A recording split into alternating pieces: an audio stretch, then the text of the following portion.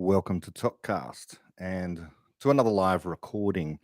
This one is on the topic of seeking truth, knowledge, and belief, and some of my views about this. Just because there's an aspect of my view on knowledge that is objected to most frequently.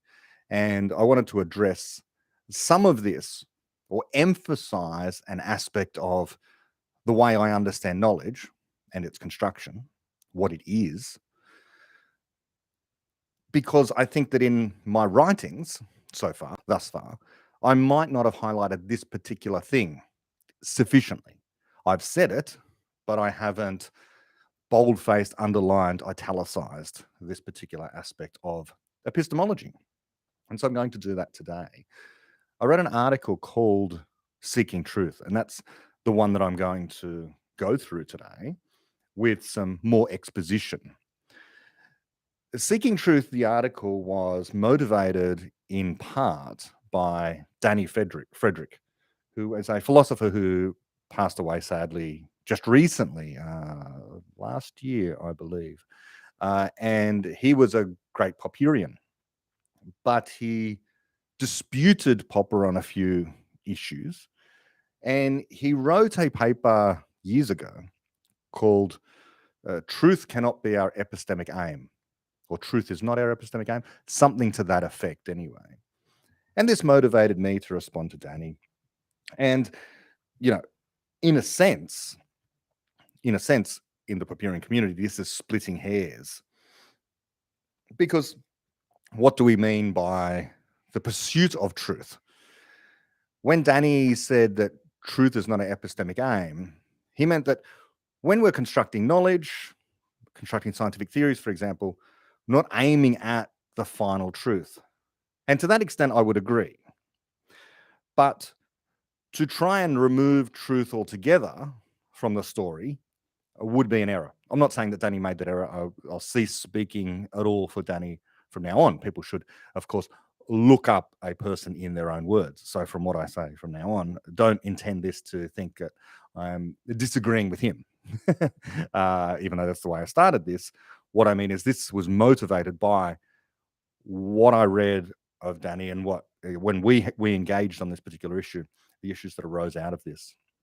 And so, yes, I am on side with the notion that in epistemology, in knowledge construction, in science, mathematics, anywhere else, the whole aim of the project is not to find the final truth. Indeed, like all Popperians, I would agree that we can't actually ever get there because of fallibilism, because of the nature of conjectural knowledge, and the infinite complexity of reality. You can't get to the final truth. My recent way of trying to explain this is to say that any statement of final truth would have to be comprehensive in some way. To be the final truth, it would have to not be deficient to be the final truth, not leave anything out. That's what final truth would mean for me. But not leaving anything out would mean having a comprehensive statement of everything, everywhere, all the time. An impossible state of affairs. That's what I mean by final truth. Others might say, well, but can't you have a narrow kind of final truth? Can't you say that 2 + 3 = 5 is a final pristine truth just there? And I would say no, because that contains a lot of assumptions. What this 2 means, what this plus means, what this 3 means. Immediately you're brought into a world of considering what arithmetic is all about and how things are decided in arithmetic, what can be done, what the limitations are. I'm not saying that 2 + 3 = 5 is false, or that we should say we cannot know that 2 + 3 = 5. I know that 2 + 3 = 5. You know that 2 + 3 = 5. Anyone who can do mathematics knows that 2 + 3 = 5. This is a different question too. Is 2 + 3 = 5 the ultimate final truth? Or an ultimate final truth? And on that I say no. Because, well, again, there's ambiguity. David Deutsch has pointed this out, by the way. Equals, the equal sign cannot mean exactly the same as. After all, 2 + 3 does not look like 5. It doesn't look like the number 5. So we've got a problem there as well. Let's not get hooked on this issue. Seeking truth is about a rebuttal of the traditional idea of knowledge and what is normally defended as knowledge in the intellectual community.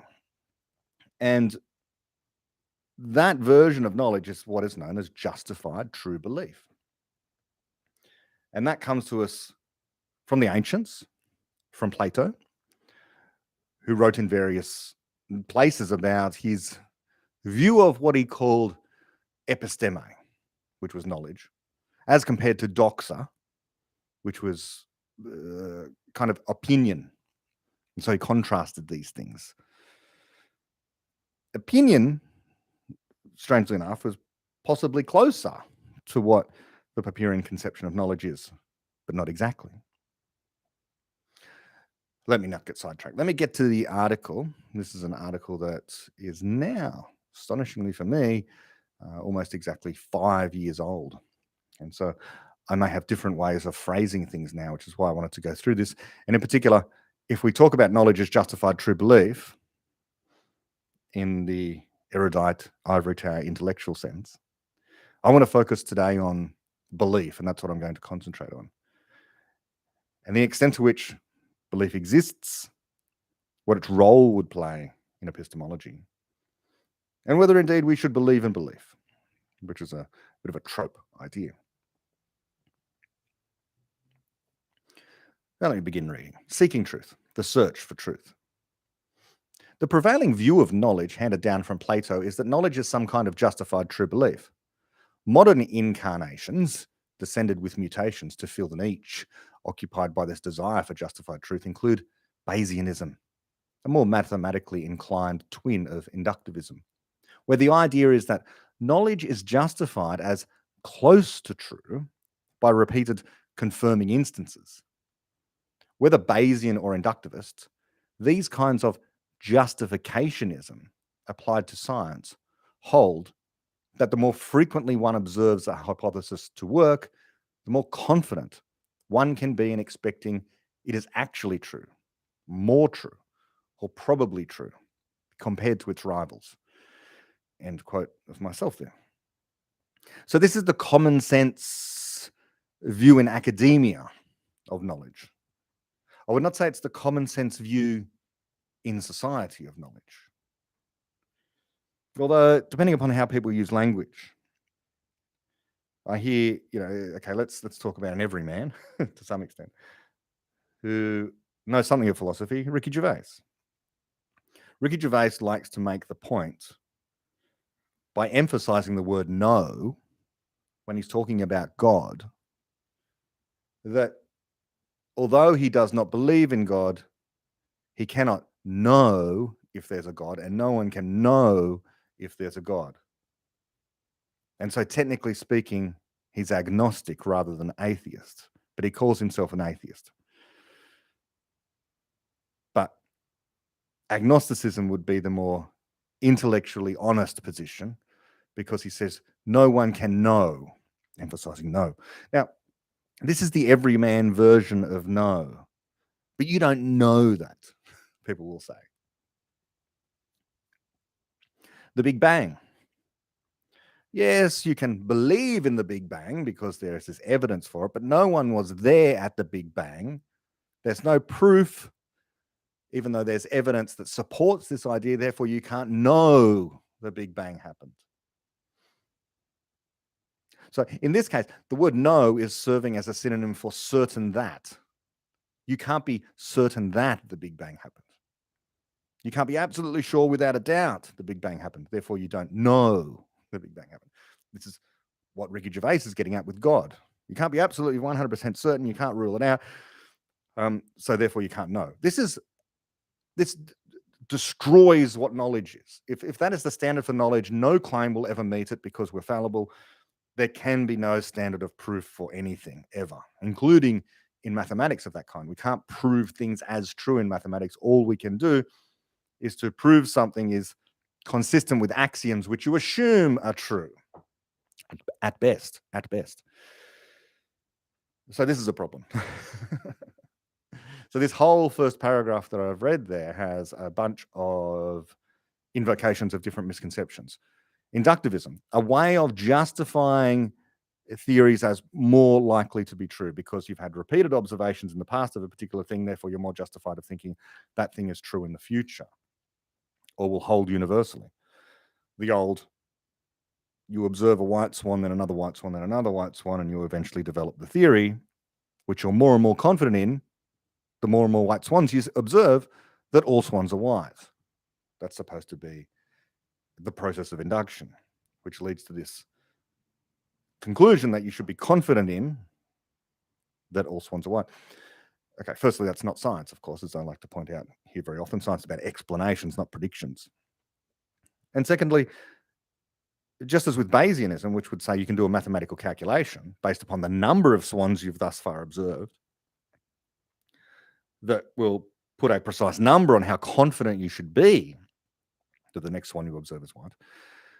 It means, and I'm going to come to this in the article, that the more observations you have that are consistent one with another, white swans in this case, the higher your confidence becomes, such that your confidence is always at its highest, at its maximum point, the instant before it's refuted by an observation that does not fit with your prediction. In other words, you can be most highly confident that all swans are white the moment before you see a black swan, because that's the moment at which you've seen the most white swans and only white swans. So your confidence goes from the highest possible to now the lowest possible. 0. Not all swans are white, and they aren't. Okay, so let's keep going. But Bayesianism, in claiming that some theory has some quantifiable, indeed calculable, and precise amount of truth we can discover, cannot explain how, despite repeated confirmations, increasing one's confidence in the truth of a theory, nevertheless, it can still be shown utterly false by an observation that the theory cannot accommodate. Indeed, it cannot explain how it is that when confidence in truth is at its highest, this is when theories are typically shown false. So, for example, every single observation that occurred prior to around 1919 was a confirming instance that would have granted Bayesian credibility to Newton's theory of gravity. If that date's in dispute, we need only to move it back to around 1859, where Newton's theory had never been known to produce any anomalous predictions. It was in that year that Urban Le Verrier in Celestial Mechanics published data dating from around 1697 to 1842, which, when investigated carefully, appeared to reveal some anomalies with Mercury's orbit. In principle, these could reasonably at the time have been interpreted as consistent with Newton's theory on the assumption the orbit was being perturbed by some other massive body. This was not unprecedented, given the method of discovery of Neptune relied on something quite similar. Whatever the case, absent any other theory, the Bayesian method of increasing confidence that a theory is true given repeated instances that are consistent with the theory meant that Newton's theory of gravity meant that the confidence in Newton's theory of gravity was at its highest right before it was shown false. At which point, all of those observations that it was correct now flowed in some sense to its replacement, Einstein's general theory of relativity. Or if they did not flow, then the count started again, and Einstein's general theory of relativity, being without rivals, just continues to grow and grow in truth to this day. And with each passing day, we should be more confident, not less, that it is true. But nothing in Bayesianism, no matter how many confirmations there are, can rule out the possibility that Einstein's general theory will be ruled out by a process similar to that which Newton's went through. Namely, some observation inconsistent with Einstein's general theory, but consistent with some other theory that does everything Einstein's does, but also accurately predicting where Einstein's theory does not work. Indeed, we should expect it to be shown false because we should always expect some deeper theory to explain everything some currently accepted best theory does, and more. That is, we should admit theories are improvable, and progress is always possible because knowledge continues to grow. In particular, we should expect a theory in physics to be found that is deeper then both quantum theory and general relativity, one single theory that can explain why both work and which also do something new that neither is able to. Perhaps explain dark matter and dark energy or something like that, something at a deeper level. That is what we should expect. We should expect falsity to be shown, and so we should expect that general relativity is now strictly false. We just don't know how it is, and we cannot show it is yet. One day we will, because we will have both the replacement for it and a test to distinguish the replacement from general relativity by comparing it against reality in some way. We call such comparisons crucial tests or crucial experiments.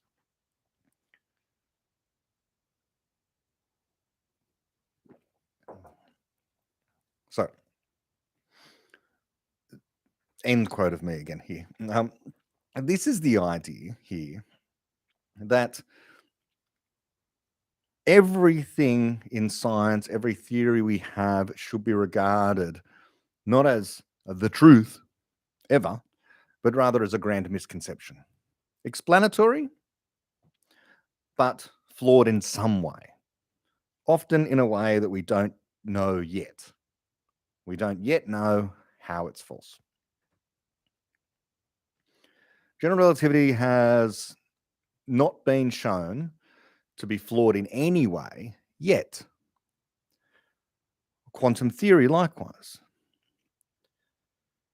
The idea that DNA is the molecule that carries the genetic information that enables natural selection to occur. That oxygen is required for combustion. That metamorphic rocks form from igneous or sedimentary rocks. All of these, all of these notions from science should be regarded as containing misconception in some way and will be absorbed by future theories that improve upon existing theories by showing them to be strictly false. But a strictly false theory doesn't mean a useless theory or a theory that won't work or anything else like that. What it means is it's just not final. It's not the last word. There can be no last word. And so we're in a position of forever having to construct new knowledge, which requires new conjectures. Let's keep going. To remain with Bayesianism for a moment, it is also important to note that Bayesianism alone cannot explain how an ad hoc modification to a theory is not also verified to the same degree. As explained in The Fabric of Reality by David Deutsch, the idea that the currently accepted theory of gravity is justified as true or probably true because of all the observations that people have ever made consistent with it applies also to the theory that the prevailing theory is justified as true or probably true, except in cases where it is defied, on those occasions when objects levitate for reasons not accounted for by the theory of gravity. Our best theory of gravity is true, except when things levitate, is justified by precisely all those observations that justify the current accepted theory of gravity. Okay, end quote. And this is an important thing to notice. That if you think that justification is a thing, then note that variations of your theory will also be justified by precisely the same observations, as long as the variation doesn't contradict your theory. So, general relativity is the theory of gravity. But if you just add to that the extra assumption that general relativity works everywhere, except on those few occasions where there exists anti-gravity, well, then you have a situation where you've also got a theory that is justified by all those observations that justify general relativity. So justification is not a thing. You can't justify something as true anyway. To say something is justified is to say that it is thought to be true, shown to be true in some way. And again, there is no such method, as I go on to say. So it cannot be the case that theories are justified by repeated observations, no matter how many there are. If there were, the ad hoc modification that things sometimes also levitate would also be justified, even if we have never yet witnessed such levitation. That would be inconsistent with the first theory, that the best theory of gravity always applies everywhere. This is an argument against induction and against Bayesianism. Repeated observations are not needed. That is not how knowledge is produced. Instead, theories are guessed or conjectured, and then attempts are made to refute those theories. This is the rare best case scenario, that there are multiple competing theories. All these theories then get tested against reality by some means. The means, the method of criticism, along with the subject matter itself, are what define a discipline or subject area or domain of inquiry or any other such synonym for fields like science as compared to mathematics and philosophy or history and morality and so on.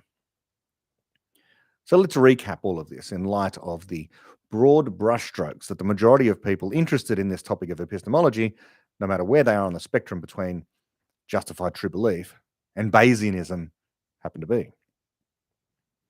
Knowledge, they sometimes argue, is some kind of belief. So not all Bayesians do this. Some think knowledge need not be about personal thoughts.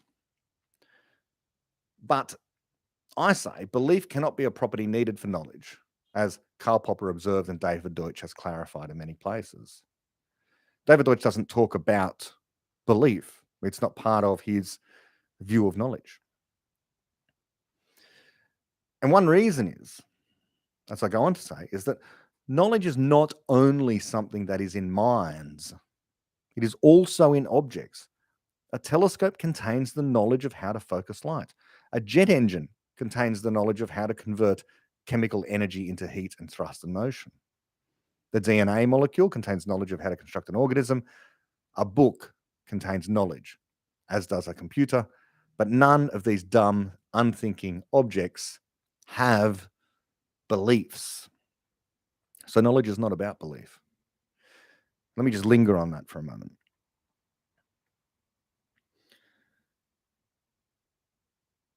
Knowledge has to be represented somewhere. What you think about the knowledge doesn't change its representation inside of your own head. Your brain contains representations of the things you know. The way in which you get to work, whether or not there is milk in the fridge, scientific theories about acids and bases, all of this knowledge is in your head there, represented in some way. It doesn't matter what it is that you think about the world. That constitutes knowledge of a kind. I know the lights are on in this room. I know that there is a street outside of my room here. I know that it's now coming up to 6:10. These are things I know, and so therefore that knowledge is represented here in my brain somewhere, in my mind. But it definitely represented in the brain physically in some way, physically instantiated there. It doesn't count as knowledge unless it is physically instantiated somewhere. Okay, why am I harping on about this? Because now let's contrast that to belief. We just said that, non-human things can contain knowledge, but they don't believe anything. So can people believe things? Okay, well, if belief is to be different to knowledge, then the belief has to be represented in the brain somehow, physically instantiated there somehow. Is it going to be represented differently? Is there a categorical difference between the way in which belief is represented as compared to knowledge? I say no. These two things there's not another kind of way of representing stuff in the brain that deserves to be called belief as compared to knowledge. What people tend to mean when they say they believe something is one of two rather inconsistent things. On the one hand, they use the word belief to say, I believe something. I really believe that, to indicate a higher degree of certainty. To say that of this thing which counts as knowledge for them, they're also especially certain. So when it comes to God, they don't just know God exists, they believe it. They're committed to that idea. True believers. True believers. So that's one issue. On the other hand, people use belief for when their confidence is low in something. I don't know, but I believe it's going to rain today. That kind of thing. So this is a contradictory view of what this thing belief happens to be. When you say you believe something, it depends upon the context. But whatever the case is, it doesn't give the knowledge claim any special status in terms of the way in which it's represented. I don't think there is a separate special category of thing. By the way, everything I'm saying now is inspired by David Deutsch. It's David Deutsch that came up with this. So we have this one thing, knowledge. Knowledge can be false, and I'm going to come to that. We've just said that knowledge need not be justified. And knowledge need not be believed to be knowledge. But even if you did believe it, even if you said, I believe this to be true, that doesn't give it any special status. It's still a conjecture about the world, whatever you think about it, whether you think it's true or not. But as people of reason, we shouldn't think anything is literally the final truth. Rather, we can say it can contain truth. And what contain truth means is that it says something about the world that is correct, that is accurate. We're getting into circularity, because then people will say, what do you really mean by true? What do you mean by accurate? And these things will just mutually define each other. There is a reality out there, and insofar as our knowledge tracks that reality, it's saying something true about that reality, and we can test that to see if our claims work in reality. And if it survives the test against reality, it must be saying something true, although we might not know what exactly. We might not know exactly what the thing is that's true. Okay. So I say that one need not believe things in order for one to know things. Books contain knowledge, but they don't contain beliefs. DNA contains knowledge about how to construct organisms, but it doesn't contain any beliefs. And a telescope contains knowledge about how to focus and collect light, but it doesn't believe anything. And so I go on to say, so knowledge is not about belief. Must it nevertheless be justified true? Justified true means shown to be true. But we have just seen that there is no method whereby a theory can ever be shown to be finally once and for all true. There is always some way it might be shown false, and we cannot rule that out. This is true in science, but even in mathematics, and is basically the philosophy of fallibilism, the claim that error is impossible to avoid. Mathematicians make mistakes, and this is poorly understood, but absolutely crucial to appreciate. Proofs in mathematics are computations. Proofs are done by something. They're done by a mathematician or a computer using some physical object, their brain or pen and paper or a calculator. And physical objects obey the laws of physics. And if the laws of physics say that necessarily physical processes are error prone, in other words, cannot be shown 100% to produce the same outcome every time, this is a consequence of the laws of quantum theory, which is the deepest physical theory we have, then methods of proof will also likewise not be in 100% in all cases, everywhere, all the time, absolutely perfect. Error can creep in, and you never know if an error has crept in. So it remains always conjectural. You're fallible, and so anything you write down, including a proof, which is a computation, could contain an error that no one has detected yet. More than that, for reasons stated above about Bayesianism, we cannot even put a close to 100% number on any claim or any probability of it being true or close to true. Now, my favorite example here remains Euclid's demonstration of the obvious, clear to everyone, fact that through any 2 points a unique straight line can be drawn. We now know this to be false because there exist such things as curved or non-Euclidean geometries. And these, in many cases, show that many straight lines can be drawn through any 2 points. And I mentioned this in the Naval podcast, among other places.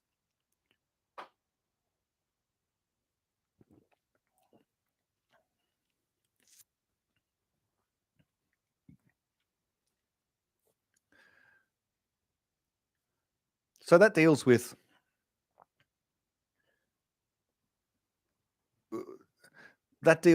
certainty, I suppose. What about justified? Well, knowledge is likewise never justified, because if it could be, then the justifications would have to be justified. After all, you're not going to be justified if the things you're using to justify something are themselves unjustified. As I say, if they could not be, then our original claim would not be justified as true. But if the justifications for the justifications were true on this view, then this would only be because they were justified, and so on, leading to an infinite regress. So justification cannot work as some kind of deep truth about how knowledge works, because it rests either on an infinite regress of needing to justify your justifications, or stopping at some point where the justifications are unjustified, meaning that justificationism is no kind of deep and universal truth about knowledge. You might stop somewhere like axioms and just say the axioms are true. How do you know they're true? You might say they're self-evidently true. This is what Descartes would say and others would say. Self-evidently true. Evident to you, maybe not evident to me. That introduces subjectivity into this whole thing. As I say. Finally, consider true. When people here use true, when you're talking about justified true belief as a definition of knowledge, they seem to mean certain truth. But we cannot be certain, because we can never be without doubt. And besides, certainty is just a feeling. One feels certain or not. And objective knowledge cannot be about one's subjective feelings. So there we have it for the moment. Knowledge is not justified, and it is not true, and it is not about belief. Everything about Plato's definition is wrong. Instead, what is the case is that knowledge is about guessing theories that solve some problem we have, and then criticizing those theories. If we're fortunate, because we've been sufficiently creative and critical, and perhaps have cooperated with other similarly creatively critical people, we manage to have many such theories. And then the critical process of experimenting in science, or disproving in mathematics, or trying just to argue in all areas and reveal weaknesses and flaws and contradictions, we whittle away all the theories that fail to meet our criticisms. And again, if we are fortunate, we're left with just one theory standing. If we are not left with only one, then in science, this is where we can do a crucial experiment. The experiment where the outcome is predicted to be one way given one theory, but another way given the other theory, and that allows us to decide which of them is best explained as being false. Whatever the case, and in whatever the domain, usually we're left with identically one theory that does what we want it to do, to solve our problem. And that's what we call the explanation. So I say that we can jettison justified and belief entirely from this conception of knowledge. But what about truth? Is knowledge nonetheless a quest for truth, as Popper says? Above, I seem to be avoiding the word or its negation more than once. Of course, we have seen the quest for knowledge cannot be a quest for certainty, which is 100% infallible truth. But can it be a quest for something lesser? Well, for the same reason that it cannot be a quest for 100% truth, it can't be a quest for 99.99% truth, or 99% truth, or 50% truth. Now, I won't read the rest, but what I will go on to say is, as I've already hinted at, knowledge in science must be about reality, and claims about reality will contain some truth insofar as they're accurate, insofar as they work, insofar as they encounter reality in some way. Which leads to the idea of, well, what's my definition of knowledge? Remember, I'm Popperian. I don't give definitions. It's the wrong question to ask. Knowledge is explained as that entity which, once instantiated in a physical substrate, tends to cause itself to remain so. That's one way of looking at things. Knowledge is that information which tends to get itself copied. Knowledge is that information which solves your problem. Now, solving your problem might actually not mean that it's saying something true about reality out there, objective reality, but it might be saying something true about your subjective experience of the world. So these are ways of viewing knowledge. But someone's just asked me.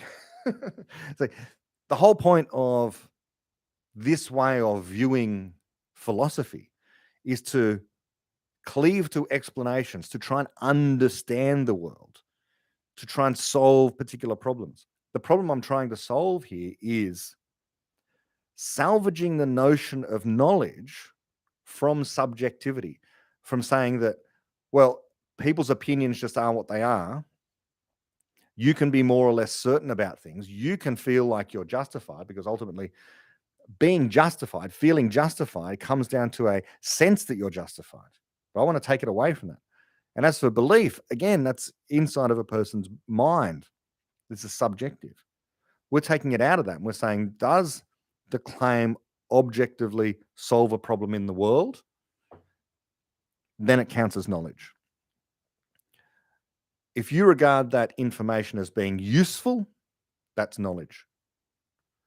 The best way of thinking about this is Newton's theory of gravity. I know Newton's theory of gravity. Any physics student knows Newton's theory of gravity. If you want to get to the moon, you can navigate using Newton's theory of gravity. It will work. But Newton's theory of gravity, namely the notion that gravity is a force that reaches instantly between two bodies, the Earth and the moon react instantly to each other on Newtonian gravity. It's a force. It varies as the inverse square. All of these kind of things. It's not the curvature of space-time, which is not a force. This theory is not true. You're not justified in thinking it true. Indeed, it is refuted by any number of experiments. It has been shown to be false.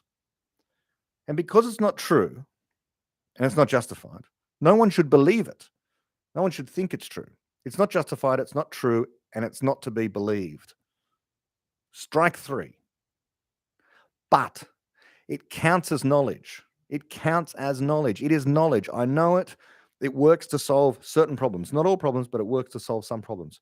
It's useful information. It continues to get copied over and again. It's resilient, in Chiara Marletto's terminology. This is what knowledge is. Is this a definition of knowledge? No, none of these things are definitive. I can imagine improving over time my understanding of knowledge to incorporate something else. So these are not definitions. And for the same reason, defining truth is the wrong question. All you can do, if you want a definition, is to look up a dictionary. And all definitions end in either an infinite regress or just an assertion about the world. Circularity. I can say, what true means is an accurate statement about the world. Well, then you're reasonable to ask me, what does accurate mean? And I would say, well, what accurate means is something is true. It's circular. What more can you hope for from a definition? Properly considered, as David Deutsch points out, truth and falsity are properties of propositions, not statements. The business of pure logic and mathematics is to figure out the rules for how you prove propositions. Follow one from another. And so you use P to stand in for the proposition. The proposition P or the proposition X. These are variables that stand in for statements. What we have with our explanations are statements. Statements are approximations to propositions at best. So we don't talk about knowledge as being true. It's the wrong question. We can talk about knowledge as being shown false, failing, unable to meet the criteria of accurately describing the world or being true. After all, if it was to accurately describe the world and be true, it would always and everywhere be consistent with the world. But we don't think that anything will always and forever remain consistent with the world. That even if something hitherto has been always consistent with its predictions about the world, that is no reason to think that tomorrow it will remain so. We should expect it to be shown false. Ultimately, all of our claims about the world, our explanations, our statements, contain within them some deficiency, some flaw, some avenue where we're going to, in the case of science, experimentally show how they can be falsified. Okay, so that's in particular belief and truth. We shouldn't believe our knowledge claims. Instead, we regard something as knowledge insofar as it solves our problem. And because it solves our problem, we find it useful. And because it's useful information, it tends to get copied. And because it tends to get copied, it remains in society and civilization instantiated in physical substrates. That makes it resilient information, the thing that survives. And ultimately, knowledge will be the thing that survives longer than any other entity in the entire universe, except space and time itself, perhaps. It will be the most resilient structure in the universe, knowledge. It will outlast rocks and planets and stars, all of which are governed by physical forces. And the only thing that will make them last any longer than what the physical laws dictate that they should is knowledge, which makes knowledge the most powerful entity in the universe as well. Explanatory knowledge, that is. I have some questions in the live chat, so I will go to those now. What would I say to someone who says World War III is inevitable, or we are very close to one? I would say they're engaged in prophecy. They cannot know that it's inevitable. They're making claims about knowledge yet to be created. Let's say you're a real pessimist on the Russia-Ukraine issue, and you think that's about to turn into a hot nuclear war. Well, you can think that, but you cannot know what Putin or Zelensky will do tomorrow, or Biden, or anyone else. You can't. The most difficult to predict entities in the universe are people. Difficult to predict. Individual people. En masse, sometimes you can make some claims about what people en masse will do. But any one individual is highly unpredictable. So inevitable? No. Very close to one? No. I think the opposite. I am an optimist in all senses, but also I think that even your Russian and Chinese dictators, they know what their people want. Their people want peace, security, wealth, and trade. There can be all sorts of political reasons to be bellicose diplomatically for reasons of their local constituencies, to appear as a strong man, to try and maintain their power, but actually engaging in a hot war, the worst possible thing that could happen for China and Russia would be to do something like that. Firstly, they would be defeated roundly. And secondly, in this information age, they know that a sizable proportion of their populations would have access to the internet and understand that their governments are being the aggressors. So I have every confidence that citizens want robust trade and friendly relations with their neighbors. just as people in the West do. And this is becoming more and more a thing. Societies are becoming less and less violent, less and less tolerant of things like war. So I'm optimistic about that. Do I have a list or video of my favorite book recommendations beside Deutsch Anywhere Online? No, I guess I should put something up there of my favorite stuff. What I've been talking about recently, and I need to maybe do more of, is here's a book by Daniel Hannan that's called Inventing Freedom. So I've got a few books on the Enlightenment that I've read recently that I think are great. One that I'm partway through, and I'm sort of devoting some podcasts to that. Paul Davies' book, What's Eating the Universe. I could put down a list of Paul Davies' book, basically all of his stuff, well worth reading as well. But yeah, I tend to read popular science and philosophy and history books. I read esoteric Korean history books about things like the Imjin War, the first invasion by Japan of Korea. So a lot of what I read is nothing to do with, Topcast or with what I sort of put out there. Interestingly, just on another issue to do with Korea, it was and the war. So I can link these two things together. There was a news story recently about how, ranking all of the countries in the world in terms of birth rate, South Korea now has the lowest birth rate on the planet. I always thought it was until recently, I think Japan, but now it's South Korea. I don't know if the article went into the reasons why, but here, I'll give mine. Birth rates are going down everywhere in the world, of course, even in the West. There can be many reasons for this. And people put forward things like economic considerations.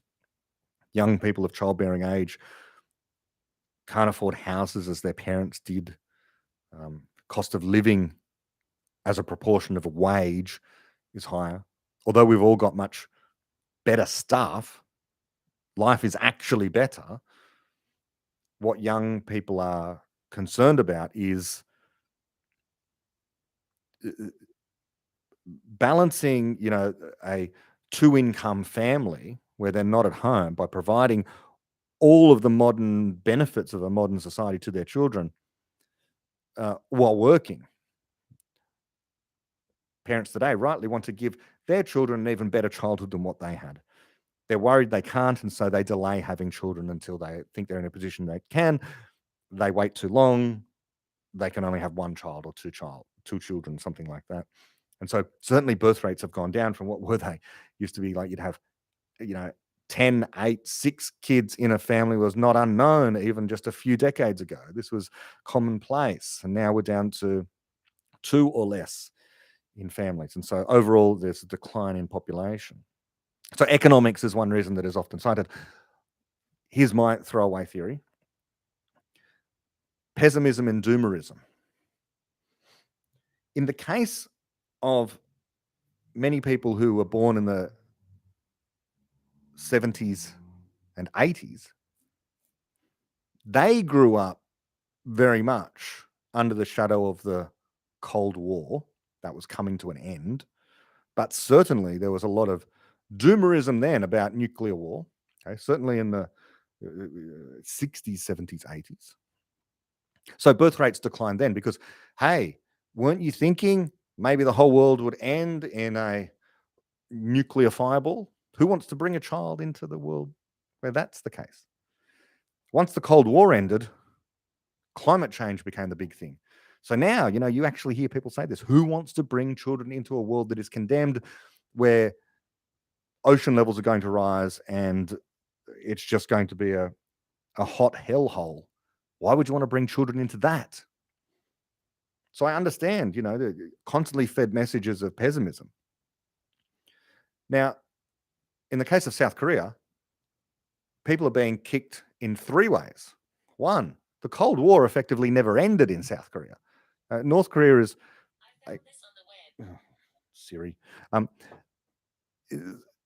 North Korea is a constant threat, and the South Koreans are constantly told that North Korea is a threat. Young men have to go. There's conscription there. Men have to serve the national service. this feeling of, if you're living in Seoul, the capital of South Korea, very close to the North Korean border, you're fed this notion that the missiles are about to start flying. I've been there a number of times. It's a very real threat. Now, although the South Koreans themselves, you talk to people there, they don't talk about it. They seem to ignore it, but they can't ignore it. That's there deep in the culture and the social fabric. Not far away is a place where a dictator is ruling a place that has been propagandized with about the evils of the West. So you can imagine the psychological effect that has on people wanting to start a family.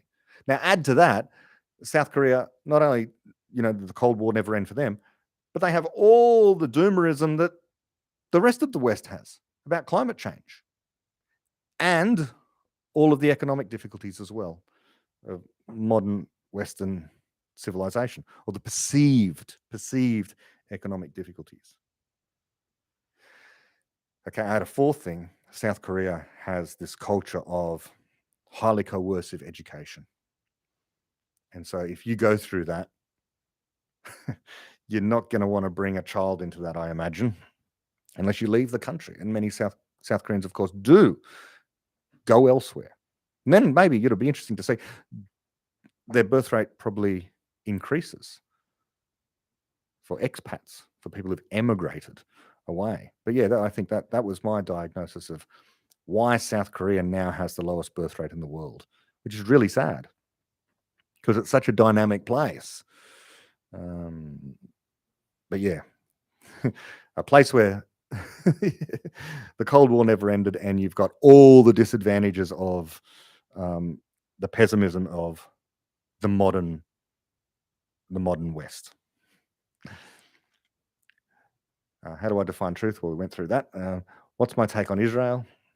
I believe Popper's stance was very critical of it, while Deutsch is very defensive of Israel. I don't know what Popper's stance was. I think that, well, it's the sole democracy in that region. It's a tiny place, but a powerful place, dynamic. It is the Enlightenment instantiated in that area. I don't know what, the stance is. Well, at the conclusion of World War II, there needed to be a place, and many were suggested. This nation was already all you have to do is to go to, obviously the history of Judaism to find that is where the Jews were long before Christianity was a thing, Islam was a thing. The Jews were always there. And so, therefore, it is the natural home of the Jewish people. So there's that. The Jewish people have been there for the longest time. It is a tiny place. They've continued to make concessions to people who would do them harm. Over their history, they've been attacked and won wars. They've given away vast tracts of land. And so, yeah, it is the shining beacon of peace, and I should say tolerance as well. It has all the modern, ways of viewing the social contract. It's the only place in that region where you, for example, could be homosexual or trans. That's what people are worried about now. That's a big issue. It's the only place. Muslims are welcome there. Christians are welcome there. It is a diverse, multicultural society, Israel. It's wealthy and powerful because the people work hard to try and make their own nation and the world a better place. So that's Deutsch is very defensive of Israel. Well, David Deutsch was born in Tel Aviv, as far as I know. I think you can check Wikipedia for that. It's interesting people say defensive. I mean, defensive? I don't think so. I think just a supporter of the nation that you're connected to. Am I defensive of Australia? I don't know. But certainly I think there are great virtues to Australia. So if anyone asks me, when a particular country is singled out, let's admit it, Israel is singled out on the world stage and held to a standard that no other country is. If it was the case, as many people have pointed out, that Mexico was constantly lobbing rockets into Texas, no one would blame the United States for defending itself. But Israel defends itself and it gets in trouble for doing so. It's held to a different standard. It's held to a different standard because Jewish people are held to a different standard. Jewish people are held to a different standard because of this thing called anti-Semitism. Anti-Semitism is a thing because of what David Deutsch has explained. It's known as the pattern. The pattern is this recurrent cycle of pogroms and violence and discrimination against the Jewish people that has no analog in any other kind of discrimination. It is a cycle of violence and discrimination against a particular group of people that is not like other kinds of racism, which tend to peter out over time, diminish and disappear almost entirely, but not with anti-Semitism. There is a pattern of anti-Semitism that stretches throughout the history of the Jewish people. Sometimes it's at a low ebb and sometimes it comes back as strong as ever, resulting in genocides and attacks. Obviously, the rise of the Nazis in Germany was among the worst, but it wasn't the only. It's just the most famous. Presently, we are occupying a time when, especially on the left, but also on the right, but especially on the left, anti-Semitism rears its head again, disguised as anti-Zionism, anti-Israeli sentiment. That's the way it's disguised, because it's not polite, it's impolitic to say you hate the Jews. It's impolite to say that. It's not socially acceptable to say that. So you say you disagree with the policies of Israel, all the while saying, I'm not an anti-Semite. It's not the same. Being an anti-Zionist is not the same as being an anti-Semite. But this is the way the pattern works. It finds new ways to attack Jewish people by morphing into subtly different versions of itself. And it is right now is particularly terrible. It's always terrible, but it's particularly terrible now because it's arisen again in especially Europe. And especially certain countries in Europe are critical of Israel.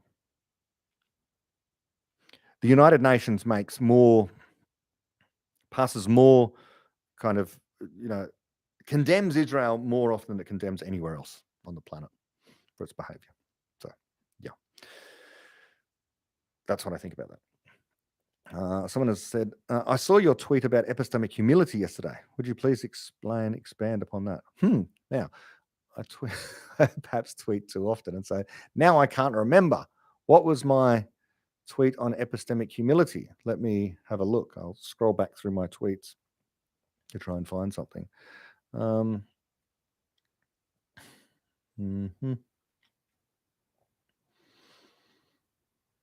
lot of tweets that are worth talking about at the moment. I mean, Sabine Hossenfelder, the physicist, remarked, well, let me read one in her thread. The last one is the best one. It says everything that needs to be said about this.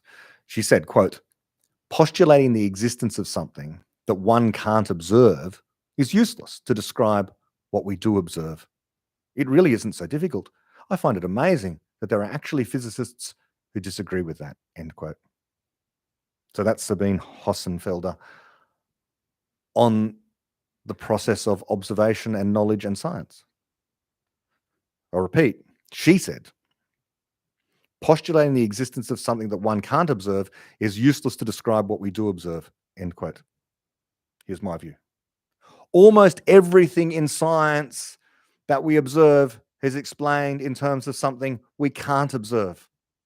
She's categorically, completely wrong. It's a perfect statement of utter falsity. This is not what science is about. You know, my own sort of examples on this were, I said, now do planets in very distant galaxies, dinosaurs, not fossils, the Big Bang, population 3 stars so far, and individual fusion reactions in the sun. All of these things, technically speaking, are not observed. You don't observe planets in very distant galaxies. You can't. Our telescopes cannot resolve stars, let alone planets in very distant galaxies. We can barely resolve planets around stars near our own solar system. We certainly can't resolve them. We can't see planets orbiting stars on the other side of our galaxy. Forget about it in other galaxies for now. But we explain the existence of exoplanets, planets beyond the solar system, in other galaxies. We can say categorically, we know there are planets there. No, in the Popperian sense. If you want justified true belief, then no, we don't know. But one wants to say to Sabine, look, I don't observe planets in other galaxies. You can't. Our technology is inadequate to the task. But what we do observe, other galaxies, they can be explained by the unobserved. Namely, even the stars. We don't even see the stars in those other galaxies, but the only way to explain the existence of those galaxies shining is that there are stars in them. There must be stars in those galaxies, but you don't see the individual stars. And the mass of those galaxies is in part encapsulated by the planets that are in them. You don't see them. We don't see dinosaurs. David Deutsch makes this point. You don't see dinosaurs, Sabine. You don't see dinosaurs. You don't observe them. They're unobserved. But you explain fossils which are observed by dinosaurs that are unobserved. So completely wrong. The Big Bang is the same. You know, I pointed this out. That you got various lines of evidence that you observe. You observe a thing called the cosmic microwave background. You detect heat left over. This detection is an observation. You detect how much hydrogen and helium is out there with spectroscopes in intergalactic space. That's an observation. You detect the redshift of galaxies, the Hubble redshift of these galaxies. You detect a dark night sky. You observe. These are observations. You don't observe the Big Bang. The Big Bang is unobserved. It's a thing that happened 13.7 billion years ago. No one was there. No one's going to observe it. You can't observe it.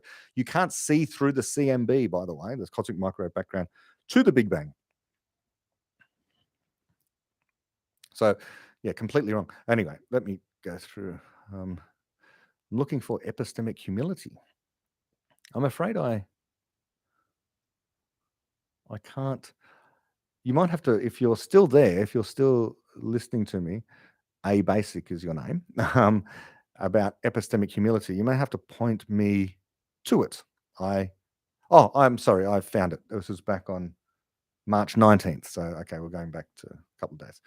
Epistemic humility is rational critical fallibilism, but most don't deeply understand fallibilism. Okay, yes. So what I was talking about there, this was motivated by, I've been listening to very slowly Lex Fridman and Sam Harris talk. 4.5 hours. If nothing else, their bladder control is one of the greatest in all of podcasting. But a number of times throughout that podcast, they mentioned epistemic humility. It is a catchphrase these days that appears in a number of places I've heard. People should have epistemic humility. And what they actually mean is, of course, that we should admit that we're not absolutely certain about stuff. And this should always be the stance, and it is the fundamental stance of anyone who's a fallibilist. Never mind on issues like the controversial, like anything to do with COVID, the origins of COVID, the cost-benefit analysis of taking certain vaccines or a number of vaccines, how many boosters one should have, this kind of thing. We should have epistemic humility there, but we should have epistemic humility everywhere. The proper stance is fallibilism, which doesn't mean relativism and it doesn't mean dogmatism. It is precisely the opposite to both of those. It just says you can't have the truth, but you also don't deny that truth exists. You accept that what you have are good explanations. You're fallible, so's everyone else, but we can know stuff. That's epistemic humility. It's just to say that it's possible to have knowledge and good explanations, but none of those should make you go around saying that you know things for sure. Yeah. And so, yeah, my point with epistemic humility is just to say, whenever you hear this phrase epistemic humility, you hear that way more often than rational, critical, sort of stuff. The language I tend to use about fallibilism, it's possible to be wrong. You're fallible. But most people don't understand fallibilism, is my point. If they took the time to read Deutsch and to read Popper and to understand fallibilism, David's got some wonderful, at least one wonderful article out there all about fallibilism. And there is a Closer to Truth interview with him, I think, which touches on fallibilism in particular. If people understood his views on that, then, this would more deeply inform this notion of so-called epistemic humility, which is a superficial appreciation of, well, you shouldn't be dogmatic. Yeah, but why? Let's go deeper still than that. Okay. Guts Hansen has asked, hello, Brett. I'm curious if you have any thoughts on how to think about the subject matter of psychology from a Deutschian worldview. Yes. So we've talked about this a lot. First thing I'll say is Deutschian's not a word. There is no Deutschian. There is the philosophy of critical rationalism and the worldview expressed in David Deutsch's books, but this doesn't make it Deutschian. These are factual, objective claims, not to do with any particular person or the subjective contents of David's mind. They're facts about the world and explanations.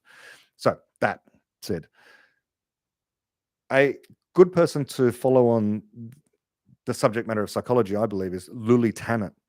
And Luli did some wonderful talks years ago about what psychology should be. and she's right. What psychology should be and what we think on this side of the ledger, who endorse the contents of the Beginning of Infinity, is that minds contain memes. Behavior is caused by what you know about the world, and a large part of what you know about the world are the memes that you carry around with you. Some explicit, some inexplicit. Explicit means you can articulate them in language, and inexplicit means you can't, and sometimes you're unaware of them. So the memes are the whole story about what's happening inside of minds, directing people's behavior. And so that is the proper domain of psychology. Psychology is that. Psychology is the study of minds.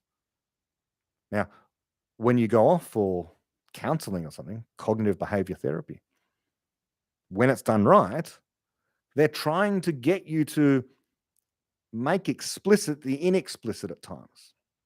What you don't know that you know. What you don't know you're thinking.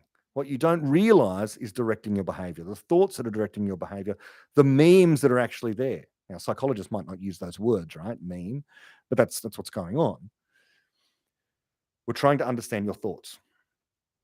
And so psychology should be about that rather than, as it often is in academic circles, this focus on what I've already said is beliefs and biases and that kind of thing.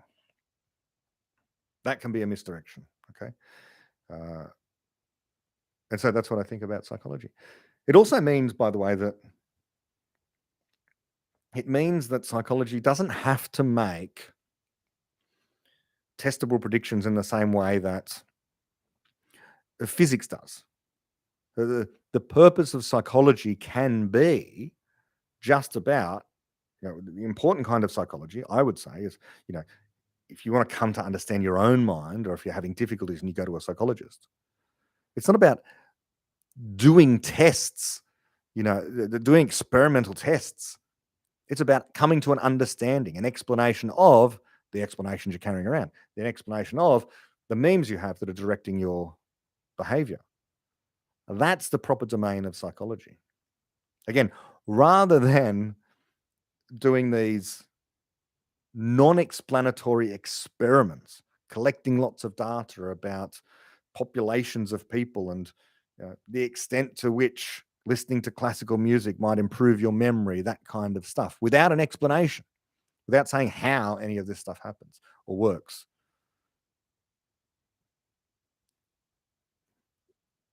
To that extent, until we have good explanations, there's not much point doing experiments in psychology if you're not testing good explanations. To what extent do they have good explanations? Why collect lots and lots of data and do statistical analysis when you don't have good explanations? This leads to the replication crisis, but is separate to the replication crisis in psychology. Well known, this idea that they repeat the experiment, they get a different outcome. But never mind the fact that they can't repeat the experiment and get the same outcome. Never mind the replication crisis. Why are they doing experiments in the first place? The whole point of doing an experiment is to test a good explanation. What's the good explanation? Well, if you accept that psychology is actually about memes, then you can talk about memes and how memes are replicated and what effect the inexplicit can have on the explicit. What effect anti-rational memes can have on your capacity to be rational and to do what you want and achieve what you want. And if you're carrying around anti-rational memes, in other words, ideas about why you shouldn't be critical of certain things that you do, and you might not be aware of what those are, that's why you need a psychologist, let's say, or a psychiatrist, then you will be stuck. And Lily talks about this.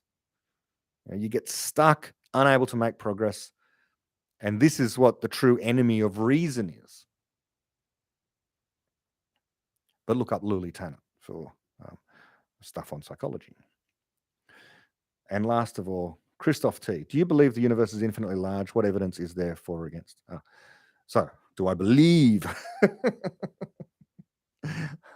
I don't believe anything. Like, seriously, that's an actual claim.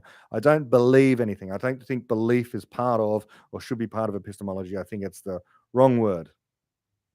What I know is that we don't know. We have competing theories, and I don't see any reason to cleave to one or the other at the moment. It could be the case that spatially the universe just goes on forever. I've seen some theories of that in cosmology. It just is the case that, you have this infinite universe.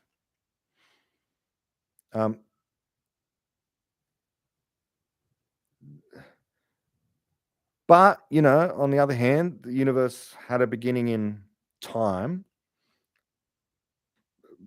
but the fact that the night sky is dark could be evidence in favor of it being finite in size, certainly the observable universe, though.